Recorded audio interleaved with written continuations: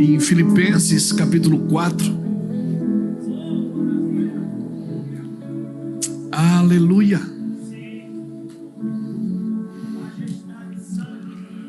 Aleluia. Filipenses capítulo 4, versículo de número 4. Sim, Jesus.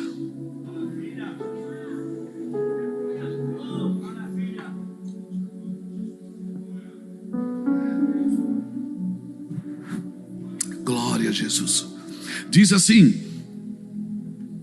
alegrai-vos sempre no Senhor. Outra vez eu vos digo, alegrai-vos. Seja a vossa moderação conhecida de todos os homens, perto está o Senhor. Não andeis ansiosos de coisa alguma. Em tudo, porém, sejam conhecidas diante de Deus as vossas petições, pela oração e pela súplica, com ações de graças, e a paz de Deus, que excede a todo o entendimento, guardará o vosso coração e a vossa mente em Cristo Jesus. E finalmente, irmãos, tudo que é verdadeiro, tudo que é respeitável, tudo que é justo, tudo que é puro, tudo que é amável, tudo que é de boa fama, se há alguma virtude, se há algum louvor existe, se algum louvor existe, seja isso que ocupe os vossos pensamentos. O que também aprendeste e recebeste e ouviste e viste, meu Deus, aprendeste, recebeste, ouviste e viste em mim, isso praticai, e o Deus de paz será convosco. Meu Deus, uma vida prática e simples que o apóstolo Paulo nos ensina aos filipenses. Irmãos, eu estava meditando em algumas coisas que os nossos irmãos aqui da igreja têm escrito, colocado na internet. Muitos pastores têm feito isso, estudos maravilhosos, tremendos. Eu estava meditando numa coisa que, pior do que não entender a realidade presente, é não entender Deus presente na realidade. Às vezes você está vivendo uma coisa que você não entende, mas pior do que você não entender o que está vivendo é não entender que Deus está presente. Porque você não dá cabo disso, você não dá conta disso. Todas as decisões da sua vida são a partir disso. E esses anos de cristão a gente tem visto uma coisa, que parece que as pessoas não estão se posicionando naquilo que Deus tem. Então nesses 7 dias eu queria reevangelizar os crentes. Eu queria reavivar você naquilo que você já sabe. Eu não vou falar nada novo, você já sabe, e certamente você já ouviu isso da minha boca por muitas vezes. E meditando nesses dias, às vezes a gente fala com Deus algumas coisas que a gente fala de brincadeira, né? Oh Deus, e tal, e brinca, mas ainda bem que Deus leva a sério. Porque a gente pensa que é uma brincadeira, mas Deus está levando a sério. Porque nós vivemos numa geração que é um fast food gospel, irmão. As pessoas querem tudo para ontem. Ninguém mais vive processos, ninguém mais sabe processos, ninguém mais quer saber de processos. Irmão, sucesso só vem antes de trabalho no dicionário, que o S é antes do T. Não existe sucesso sem trabalho, sem dedicação. Aleluia. E sem um posicionamento. Então eu vejo muitos cristãos cheios do Espírito Santo, homens e mulheres de oração, mas que estão longe de viver o pleno de Deus na sua vida. Por quê? Porque não se posicionam. E aí vai frustrando, vai se perdendo no caminho, porque a frustração é esperar um resultado que não veio. E aí, como os resultados não vêm, né? A Bíblia fala, a promessa que ela tarda, ela faz adoecer o coração, né? Você vai esperar uma coisa que não funciona, que não vem. Mas deixa eu explicar uma coisa para você: leva tempo para Deus fazer de repente. Leva tempo para Deus fazer de repente. Mas de repente acontece. Mas você precisa estar preparado. Enquanto não vem, pastor, o que eu faço? Adore o Senhor. Adore. E eu te digo mais, seja extravagante mesmo. Porque a extravagância não neutraliza a reverência. A extravagância não neutraliza. Mas Deus não é surdo, mas eu também não sou mudo. Mania que a gente acha que Deus deixou uma cartilha que é assim que Ele quer, para a gente adorar, para a gente buscar. Talvez o que é prioridade para você não é para mim. Talvez você precisa de coisas que eu não preciso. Talvez você precisa ser atuado, ser mexido, ser despertado de algumas coisas que eu já fui despertado. Então a nossa geração, ela trabalha tanto no despertamento, e nós vivemos aí com uma geração despertada e frustrada, porque não aprendeu a lidar com a glória de Deus. Então eu te convido nesses 7 dias a entrar no Senhor com convicção de filho, não com carência de escravo, mas com uma convicção de filho. Amém, irmãos? Convicção de filho. Eu já falei isso e vou falar de novo. Na realidade, você só vem aqui para ouvir a mesma coisa. Quando os nossos filhos eram pequenos em casa, a Bruna, esposa do Charles, ela não veio hoje, né? Hoje ela está de mamãe. Quando a Bruna, desde pequena, ela sempre foi entrando. Pai, eu vou fazer isso. Ah, tá bom. Você estava viajando para fora. Pai, traz um telefone para mim. Pede para o seu marido. Pai, não sei o que. Pai, você pode fazer. Pai, vou pegar teu carro. Tem como? Pai. Aí os outros filhos, quando a gente se reúne em família, os outros filhos dizem assim: a Bruna é folgada. Ela é folgada e o pai faz tudo que ela quer. Eu disse: não, eu não faço tudo que ela quer. Eu amo todos vocês iguais, mas ela acredita mais nisso. E porque ela acredita mais nisso, ela é entrona. É que vocês não aproveitam o benefício que vocês têm por falta de posicionamento. E você fica na igreja fazendo campanha para ganhar coisa que já é sua. Porque você não tem coragem de filho para entrar pelo novo e vivo caminho, pelo sangue da nova aliança. E quando eu dizia não, ela também tudo bem. Não, tá tudo bem, vamos embora. O não também valia. Porque se você entra com um posicionamento de filho, você não tem carência de escravo. Você está me entendendo? Amém? E aí por isso você precisa viver essa hipergraça. Não, irmão, não precisa da hipergraça. Se você se posicionar e entender a graça na sua totalidade, na sua vida. Jesus deixou claro, ele disse: ninguém vem ao Pai a não ser por mim, João 14:6. Ele não disse vai ao Pai, ele disse vem ao Pai, porque ele já estava no Pai. Ele não disse ninguém vai ao Pai, ele disse ninguém vem ao Pai. Ele já estava no Pai. É o que falta para muitos crentes. Ele está na igreja, mas não está no Pai. Ele é membro da igreja, ele é dizimista, mas ele não está no Pai. Ele não está no Pai. Jesus, quando chamou você dizendo eu sou o caminho, a verdade e a vida, ninguém vem ao Pai, ele disse. Porque ele já estava. E ele não tinha nem morrido e ressuscitado ainda, mas ele já estava. Você está me entendendo? Para que eles vivam novo com Jesus, algo que já viveram um dia. Então eu acredito que nós estamos tentando trazer de volta Jesus para uns lugares que ele já esteve, mas as pessoas não desfrutaram. Nós buscamos uma liberdade em Cristo e depois nós nos tornamos escravos da liberdade que nós achamos que temos.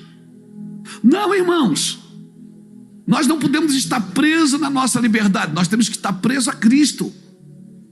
Porque é impossível alguém viver com Cristo e não viver uma liberdade constante. Foi para a liberdade que Cristo te libertou. Tudo que eu quero mesmo é voltar a ser escravo de Cristo. Para mim não tem mais liberdade liberdade mais profunda do que essa. Amém? Então teve muitos anos aqui na primícia que eu percebi o quê? Que as pessoas vinham não com o espírito de dar, mas de receber. Irmão, nada nessa vida vai satisfazer você, meu irmão. Primeiro, porque você não é daqui. Por isso que Deus colocou eternidade no coração do homem. Eclesiastes capítulo 3, versículo 10, diz que o Senhor colocou a eternidade no coração do homem. Por quê? Porque nada preenche o seu coração, a não ser aquilo que é eterno. Por isso todas as suas ações, movimentações, fundamentações precisam estar firmados naquilo que é eterno, não naquilo que é passageiro. Todas as decisões que você tem que tomar na sua vida, você tem que pensar no eterno. Amém, irmãos? Mas eu quero, pastor, entrar na missão de Deus. Mas você precisa sair da sua, então. Talvez você criou uma missão, uma forma de fazer, e o pior, sabe o que é? É que você está fazendo e está dando certo. E porque dá certo, você acha que Deus aprova. Não, irmãos. A aprovação de Deus não está só no certo e no errado. Está com que intenção você faz. Qual o objetivo que você faz. Por isso, o Espírito Santo encheu o seu coração, mas Ele quer renovar sua mente. Faz 30 dias uma coisa, para você ver o que acontece. Isso vira um hábito na sua vida. Faz 60, vira uma doutrina. Faz 90, vira um estilo de vida. Pronto, ninguém mais vai precisar te carregar no colo. Ninguém mais vai precisar estar com a manivela ali. Vai, irmão, vai, irmão. Amém, irmãos?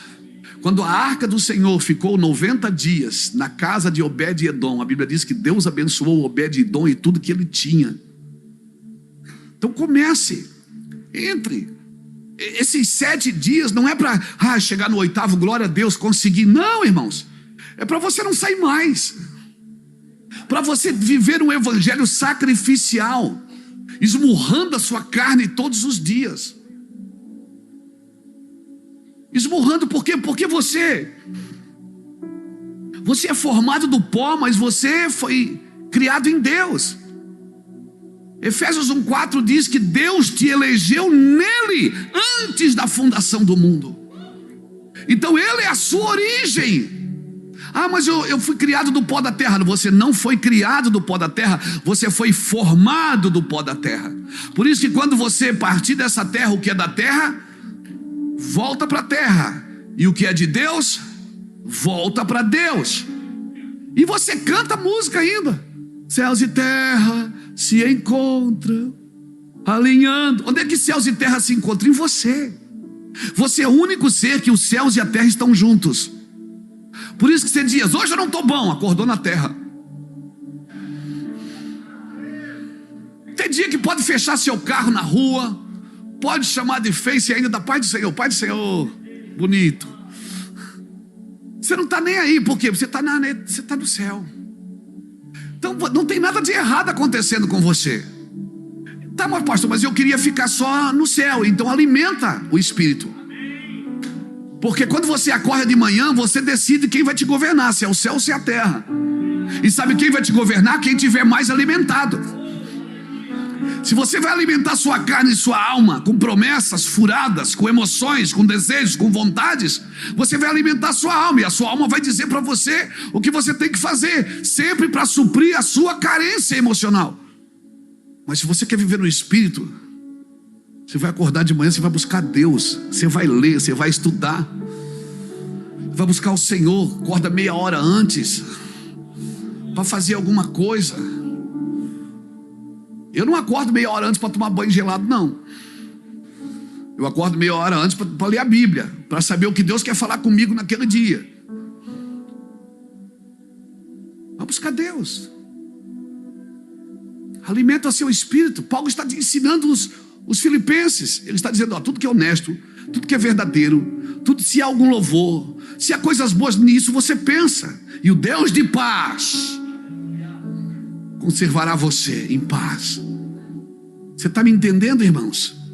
Então são dias de ouvir o que é importante e falar o que é essencial. Não fica ouvindo coisa que não faz sentido. Amém? Você já viu quantos aviões caiu essa semana? Aí o cara agora está com medo de entrar no avião. Você tem que sair da noção que você não vive no padrão terreno, irmãos. Você está me entendendo, querido? Ah, mas e o avião? E as promessas que Deus fez a você? E as coisas que Deus falou que você faria? Você vai se mover por circunstâncias ou por aquilo que Deus disse? Tem gente, irmãos, que está na igreja, está triste, está morrendo em depressão. Por quê, pastor? Porque não ouve aquilo que traz alegria, só ouve aquilo que distrai da tristeza. Sabe, tem coisas que só distrai você da tristeza. Sabe aquelas palavras emocionais? Deus vai te abençoar, Deus vai te... Ele vai, tudo isso ele já vai, irmão, já vai, já está no pacote, já está no pacote. Não precisa ser redundante, ele vai, mas tem um caminho a ser perseguido. Alegrai-vos no Senhor. Então não confunda estar feliz do que com se distrair daquilo que é triste. Esses dias aqui a minha oração é posicionar a sua cabeça. Esse espaço aqui, ó, 45 centímetros, um côvado entre o coração e a mente. Quando isso está sincronizado, irmãos, cara, ninguém vai parar você. Amém? Ninguém vai te parar. E como é que você organiza? Quem é que organiza isso para você? É a pessoa do Espírito Santo. Ele vos fará lembrar todas as coisas. Ele vos ensinará, Jesus disse, ele vos ensinará todas as coisas e vos fará lembrar. Até orar, você não sabe pedir como convém, mas Ele te ajudará com gemidos inexprimíveis, porque segundo a vontade de Deus, Ele vai te ajudar. Romanos 8:26. Ele vai organizar você por dentro, sabe? Aquela pessoa que organiza você por dentro é o Espírito Santo. Por isso, você não serve para Deus sem o Espírito Santo. Porque o primeiro lugar que Deus precisa e quer restaurar é você. Irmãos, a queda no Éden nos roubou daquilo que é pleno. Nos roubou. A ciência diz que o homem usa 8, 9% da sua capacidade mental. Alguns bem dotados mentalmente, eles usam o quê? 10%? Você acha que Deus faria uma coisa com 100 para usar só 10? Hein? Não, o homem perdeu aonde? Perdeu na queda. Então a queda roubou o homem do pleno. Mas o sacrifício da cruz devolveu o acesso para o pleno. Agora tem gente que já tem o acesso, mas nunca foi até o pleno.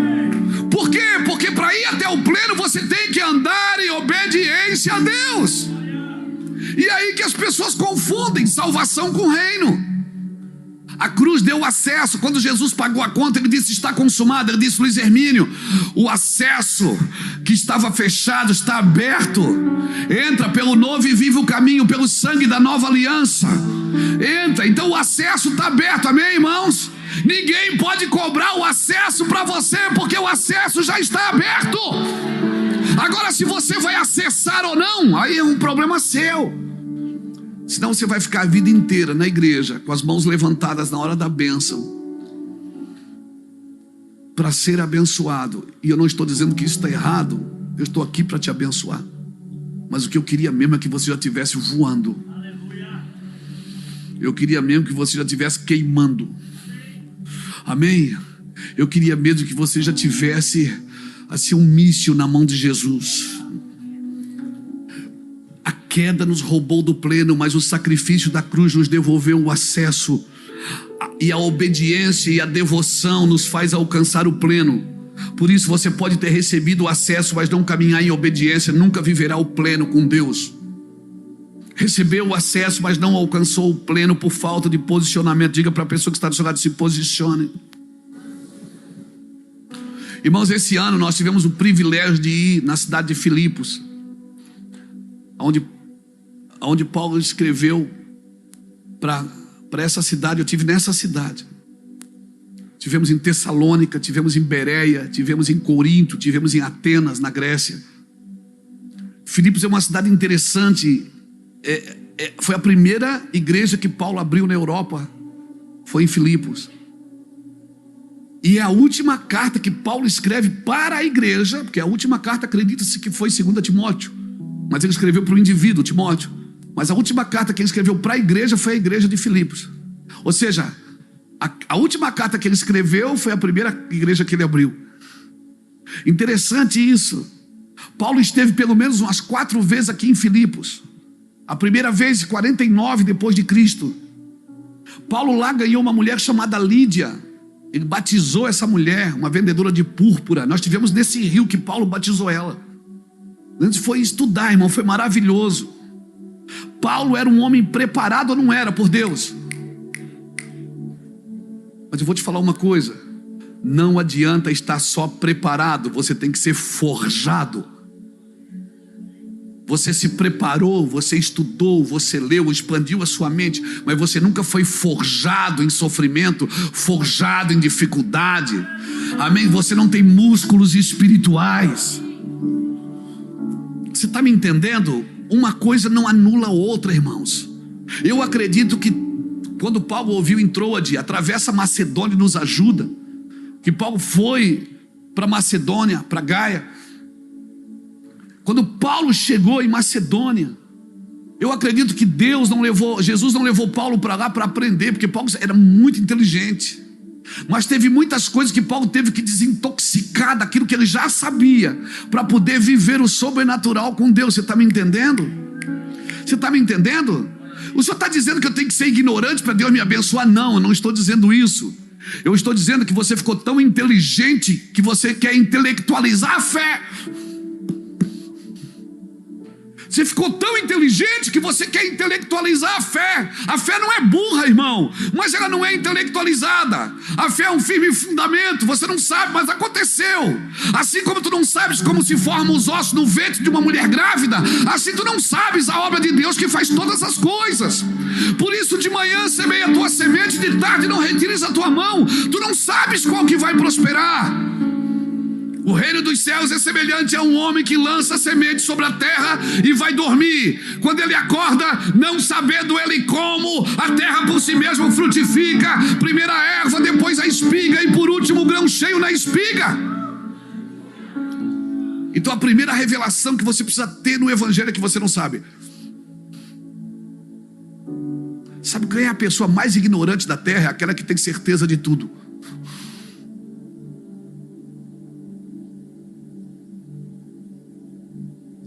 A gente diz, foi assim, mas poderia ser também de outro jeito. Não fecha o parênteses, irmão. Não fecha. Irmão, não fecha o parênteses, para não se arrebentar. Tem gente desviada aí hoje, que fechou o parênteses, quis doutrinar o amor de Deus. Deus não é um leão de circo que nasceu para divertir pessoas, irmão. Jesus não é um leão de circo, ele é o leão da tribo de Judá, meu irmão, é indomável. O cara é indomável. Você pensa que ele vem de um jeito, ele vem de outro. Se arruma a sala, ele entra pela cozinha. É uma coisa louca, irmão. Você diz, eu estou pronto. Deus diz, não está não, mas eu vou te usar assim mesmo, seu mané. Você está me entendendo, querido? Eu não estou dizendo para você ser ignorante. Eu estou dizendo que a primeira revelação que você precisa ter no evangelho é que você não sabe tudo. Tu não sabes como se formam os ossos no ventre de uma mulher grávida. Hoje a ciência já conseguiu diminuir a dor do parto, mas não conseguiu diminuir o prazo, porque o prazo quem dá é Deus. E tudo que Deus vai fazer tem prazo, tem processo, aleluia. Cutuca alguém que está do seu lado e diz assim, não ri não, tem processo. E se ele estiver chorando, diz, não chora não. Tem processo na sua vida, meu filho. Aleluia. Então o que é que o senhor acha que Paulo foi fazer em Filipos? Ele foi aprender sobre humildade. Ele foi aprender. A carta de Paulo aos Filipenses não é só uma carta de alegria, mas de humildade. Por pelo menos 24 vezes Paulo diz, alegrai-vos, regozijai-vos. E ele está escrevendo essa carta. Acredita-se que teologicamente a última carta que ele escreveu estava nos últimos dias de vida, nos últimos meses talvez. E dizendo, alegrai-vos comigo no Senhor. O cara está preso e ia morrer, perder a cabeça. E está dizendo, alegrai-vos comigo no Senhor. Quem é que pede uma coisa dessa, irmão? Quem está posicionado. Quem diz, eu combati o bom combate, eu acabei a carreira e eu guardei a fé. Ou seja, eu estou preso, mas o evangelho que vive em mim está livre. Aleluia. Aleluia. Parece que vocês acordaram agora. Parece que agora foi. Parece que destravou a mente agora. Aleluia. Então o recado de Paulo é: alegrem-se sempre no Senhor. Repito, alegrem-se. Que todos vejam que vocês são amáveis em tudo que vocês fazem. Lembrem-se de que o Senhor virá em breve. Não vivam preocupados com coisa alguma. Em vez disso, orem a Deus pedindo aquilo que precisam e agradeçam a Deus por tudo que Ele já fez. Então vocês experimentarão a paz de Deus, que excede a todo o entendimento, e que guardará os vossos corações e as vossas mentes. E por fim,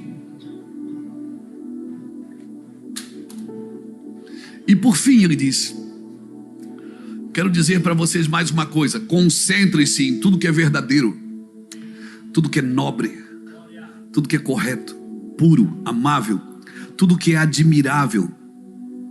Pensem no que é excelente e digno de louvor. Continuem a praticar tudo que vocês aprenderam, receberam de mim, tudo que vocês ouviram de mim e me viram fazer. Então o Deus de paz estará convosco. Cara, que evangelho simples, que gostoso. Que evangelho simples. Uma instrução prática de uma vida simples, focada em Cristo, ungida e feliz. Como é simples o evangelho, cara, nós que somos complicados. O evangelho é muito simples. Uma vida agradecida a Deus, engrandecida por Deus. Uma vida de paz. Essa aqui, ó, esses adolescentes aqui, essa será uma geração que pensa, que discerne. Ainda que muita gente está dizendo: os adolescentes estão perdidos. E eu quero dizer o contrário para vocês, porque vocês não andam no curso deste mundo. Amém? O curso de vocês é o rio que flui de dentro. Vocês não andam no curso desse mundo. Ainda que o mundo diga: vocês estão perdidos, não quer nada com a vida. Eu digo para vocês: vocês são uma geração extraordinária. Vocês vão viver e entender coisas que nossa geração não entendeu. Em nome do Senhor Jesus Cristo. E entender é a chave para os seus dias. Vocês vão entender o que Deus quer da vida de vocês. Você que tem menos de 30 anos aí, levanta a mão.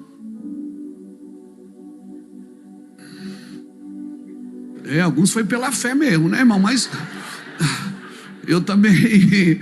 Oh, aleluia. Eu estou quase dobrando, irmão. Aleluia. Fica com a mão levantada, você que tem menos de 30. Eu quero declarar: não ouça o que o mundo está dizendo para a sua geração, que vocês estão perdidos, que não há mais condições nenhuma de vocês se tornarem. No meio de vocês vai ter juízes, vai ter astronautas. No meio de vocês vai ter homens e mulheres extraordinários, amém, que vão fazer coisas. Mas a ciência vai se multiplicar, aproveitem isso. Se a ciência se multiplicar, aproveitem ela. Se a comunicação se multiplicar, aproveitem a comunicação. Deixa Deus te usar. Entender é a chave. Nós não podemos só nos emocionar com Deus, irmãos. Nós não podemos só nos emocionar e jogar palavras fora. Nós precisamos compreender, nós precisamos ter raízes. Não permita que teu corpo limite o teu potencial. Não permita que a tua mente limite o teu potencial. Não permita que os teus desejos limitem o teu potencial. Tudo que é nobre, tudo que é verdadeiro, tudo que é honesto, pensem nisso, busquem isso. Então como é que eu vivo? Viva como se Jesus voltasse amanhã. E se prepare como se Ele voltasse daqui a 1000 anos. Acordem todo dia preparados. Vá se preparar, vai afiar suas ferramentas. Amém. Sai na frente. Mas é difícil, pastor, mas é difícil. Pressão, diga comigo, pressão. Pressão, bota feijão para cozinhar numa panela normal e bota na panela de pressão. Qual cozinha primeiro? A pressão. Quem anda na pressão come primeiro, meu filho. Não fuja da pressão, aprenda a viver nela. Aprenda a discernir que a pressão pode ser uma válvula prepulsora que vai te impulsionar para aquilo que Deus tem para a sua vida. Essa é a pedagogia de Deus. Você vai andar em lugares, amém? Você tem a mente de Cristo, ela foi te devolvida na cruz. Ela foi te devolvida na cruz, imagina. Deus levou um homem, Jesus levou um homem para a ilha de Pátimo, revelou tudo para ele, coisas que nem aconteceram ainda. Tentaram matar esse homem, ele não morria. MacGyver, profissão perigo. Jesus revelou coisas para ele que nós não vivemos ainda. É possível você ter uma mente extraordinária. É possível, Jackson. Deus te dá uma ideia nesses dias que ninguém soube, ninguém sabe, ninguém viu. É possível você criar uma máquina que vai revolucionar. É possível sim você descobrir a cura do câncer. Como isso, pastor? Vai buscar Deus. Vai buscar Deus e se impressione com o que Ele vai fazer na sua vida. Eu não vim aqui prometer para você, Deus vai te dar vitória, Deus vai te abençoar. Não, eu vim dizer, tudo que você vai ser, vai ter e vai fazer, está dentro de você. O Espírito Santo habita em você, está aí. Ouça o que o Senhor te disse. Escreva isso, trate isso com zelo. Isaías 14, 24. Isaías capítulo 14, versículo 24 diz assim: o Senhor dos Exércitos jurou, tudo acontecerá como planejei, será conforme eu decidi, e pronto, acabou. Então o que acontece aqui? Deus pensou, Deus confirmou, Deus determinou e Deus executou. E é essa mente que nós recuperamos na cruz. Você não acreditou não, né? É essa mente que você recuperou na cruz.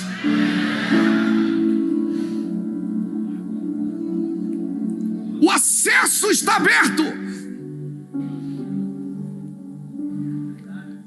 Está aberto o acesso. Nós fomos criados com a mente de Deus. Nós perdemos a mente de Deus no Éden, mas em Cristo recuperamos a mente em Cristo. Por isso nós não podemos mais ficar com a mente dividida. Estou bem, eu vou para a igreja. Estou mal, eu fico em casa vendo filme. Eu estou bem, eu vou buscar o que é meu. Eu estou mal, eu vou chorar no canto. Não!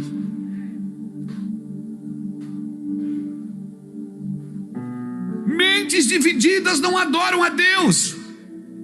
1 Reis capítulo 18, versículo 21. Um dia Elias falou para Samaria, ele disse: olha, ele se colocou diante do povo e disse: até quando vocês ficarão oscilando de um lado para o outro? Se o Senhor é Deus, siga Deus. Se Baal é Deus, então siga Baal. Mas não fica nessa gangorra emocional, sobe e desce. Estou bem, vou para a igreja, eu dizimo, oferto, vai mudar, minha vida vai mudar. Estou mal, não aconteceu como eu queria, chuto balde e pronto. Alguém tem culpa de eu estar na derrota. Não, tem coisas que é a derrota da vitória, irmão. Mas tem coisas que é a vitória da derrota. Você tem que perder para entender. Sansão teve que ficar cego para voltar a enxergar. Sansão ficou cego para voltar a ver. Às vezes a gente precisa perder para ganhar. Nós temos a mente de Cristo. Cutuca alguém do seu lado e fala para ele: você tem a mente de Cristo. Tem vários construtores do planeta, mas você tem a mente de Cristo. Tem vários vendedores na terra, mas você tem a mente de Cristo. Tem várias pessoas que trabalham com consórcio, mas você não, você tem a mente de Cristo. Amém? Tem vários líderes de jovens, mas você não, você tem a mente de Cristo. Tem vários pastores de igreja, mas você tem a mente de Cristo. Você precisa acreditar nisso e desfrutar disso, gente.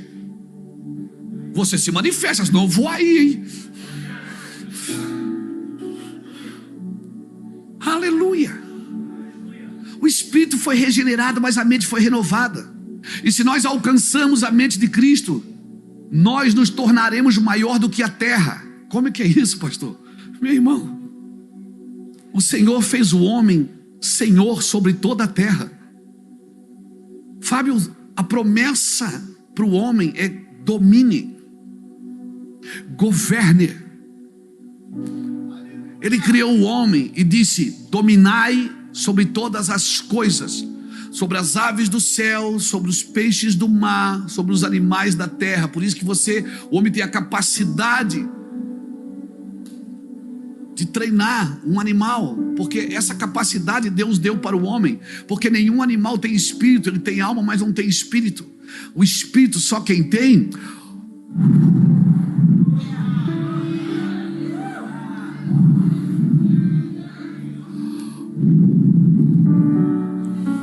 Uma árvore não é a imagem e semelhança de Deus. Um peixe não é a imagem e semelhança de Deus. Um animal não é a imagem e semelhança de Deus. Ainda que a gente usa o leão, a águia como símbolos de profético, do apostólico, mas o que é imagem e semelhança de Deus é você, seu bonitão. Você é a imagem e semelhança de Deus. Mas você gasta tempo da sua vida dizendo: Deus faz isso, Deus faz aquilo. Ei, o homem não foi criado para dizer o que Deus faz, porque isso Deus já tem. Salmo 19 diz que a criação, ela manifesta a glória de Deus. Os céus proclamam a glória de Deus, o firmamento anuncia as obras das suas mãos. Um dia declara, outro dia, sem linguagem, sem fala, mas ouve-se a sua voz. Ou seja, toda a criação anuncia que Deus existe. Então, para anunciar o que Deus faz, a criação já faz. E eu faço o quê? Você anuncia quem Deus é. Você anuncia quem Deus é. Então, quando olham para você, tem que ver quem? Tem que ver o que Deus é, não é só o que Deus faz. Tem que ver que Deus é bom, que Deus é amoroso, que Deus é carinhoso, que Deus é generoso. Por quê? Porque você é assim. E porque você é assim, você está dando testemunho de quem Deus é. Por isso Cristo em vós é a esperança da glória. Mas a gente fica: Deus vai curar, Deus vai fazer. E Ele vai fazer mesmo, porque tudo isso Ele faz. Eu estou dizendo que nós estamos sendo redundantes. Os céus já proclamam a glória de Deus. O firmamento anuncia as obras das suas mãos.